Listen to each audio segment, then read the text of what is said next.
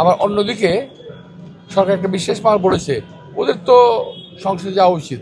কেন অনিয়ম দেখছেন কিনা, নির্বাচন কমিশন কাছে কোনো কমপ্লেন বা তারা দায়িত্বশীল আচরণ করছে কিনা? নির্বাচন কমিশন দায়িত্বশীল আচরণ করছে না।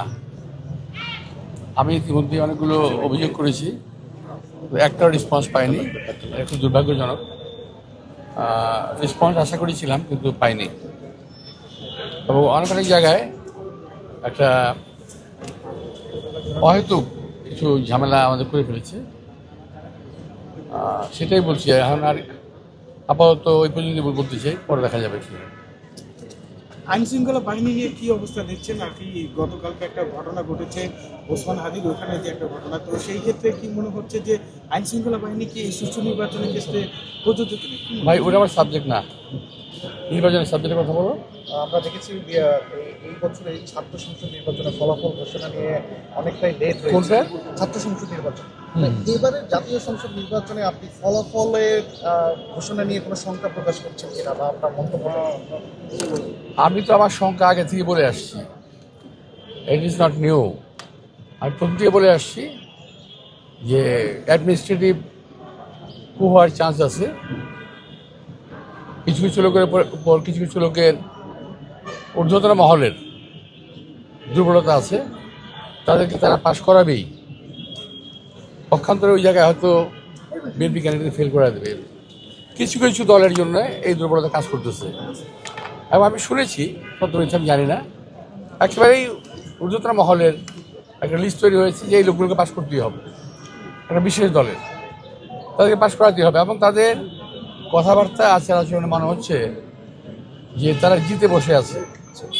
এত বছর নির্বাচন করি, কিন্তু কখনোই আমরা এভাবে প্রেডিক্ট করতে পারি নাই যে আমরা জিতেই গেছি। জনগণ ভোট দেবে, কাকে দেবে, কখন দেবে, কীভাবে দেবে, সেটা তো জনগণ জানে। কিন্তু আগে আমি কীভাবে বলবো?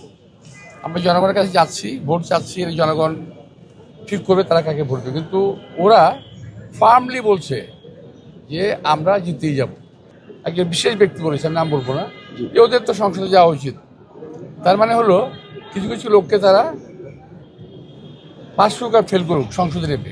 তাহলে সবশেষ যে প্রশ্নটি সেটা হচ্ছে যে অংশগ্রহণমূলক নির্বাচন নিশ্চিত করতে আপনার বার্তাটা কি থাকে?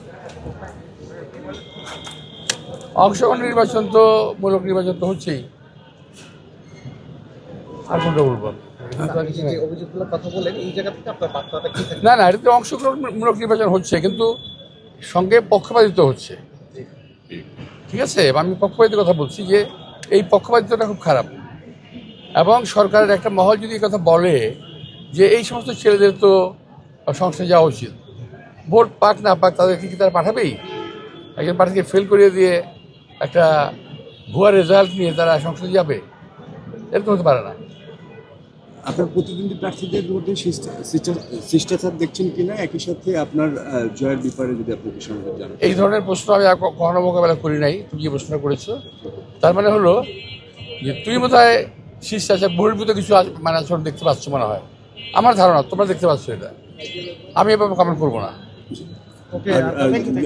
ভোটারদের স্বতঃস্ফূর্ত অংশগ্রহণ 12 তারিখে আমি ভোটারদেরকে অনুরোধ জানাবো, তারা যেন সকল চক্রান্তের জাল ছিঁড়ে ইলেকশনের দিন যথাযথভাবে তাদের ভোটের অধিকারটা প্রয়োগ করবে, যেটা আমরা আদায় করেছি, অধিকার প্রয়োগ করবে তারা।